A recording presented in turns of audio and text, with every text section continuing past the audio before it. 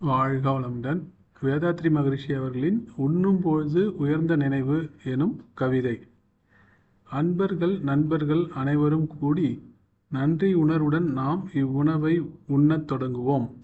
உடல் நலத்திற்கே எண்ண விழிப்புடன் இவ்வுணவு அளவுடன் உச்சியில் நினைவை வைத்துக் கொள்வோம்.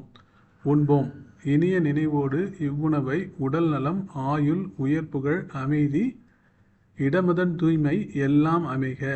இவ்வுணவளித்தோர் இறைவன் அருளால் எவ்வகையாலும் ஏற்றமாய் வாழ்க. எல்லாம் வல்ல இறைவனைப் போற்றுவோம். நல்லதோர் உணவினை நமக்களித்தோர் வாழ்க வளமுடன். உலக உயிர்களெல்லாம் வாழ்க வாழ்க வாழ்க வளமுடன். காயகற்ப கலை கற்றோர் அனைவரும் தூய மனத்தோடு 10 தடவை நரம்பூக்கம் எனும் நல்ல பயிற்சியும் சிரம்பித்தேறி சிந்தனை உயர ஓஜஸ் மூச்சை ஓரிரு தடவைகள் தேஜஸ் உயர்த்திட செய்துன் உண்போம். தத்துவஞானி வேதாத்ரி மகரிஷி. வாழ்க வையகம், வாழ்க வளமுடன். குரு வாழ்க, குருவே துணை.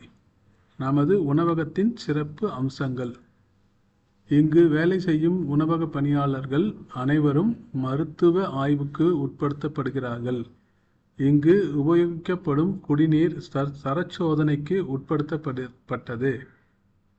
உணவகத்தில் உபயோகிக்கப்படும் பாத்திரங்களும் அனைத்தும் நீராவி மூலம் சுத்தம் செய்யப்படுகிறது. எந்த ரசாயனம் கலந்த பொருட்களையும் கொண்டு சுத்தம் செய்யப்படுவது இல்லை. உணவகத்தின் சுற்றுச்சூழலுக்காக வளாகத்தின் அனைத்து இடங்களிலும் பூச்சிக்கொல்லி மருந்துகள் முறையாக பயன்படுத்தப்படுகின்றது. இங்கு பணியாற்றும் உணவக பணியாளர்களுக்கு முறையான உடுப்பு நெறி ட்ரெஸ் கோடு நடைமுறைப்படுத்தப்படுகின்றது. சமையல் பொருட்கள் சேமிப்பு கிடங்கில் இருந்து முறையில் ஃபர்ஸ்ட் இன் ஃபர்ஸ்ட் அவுட்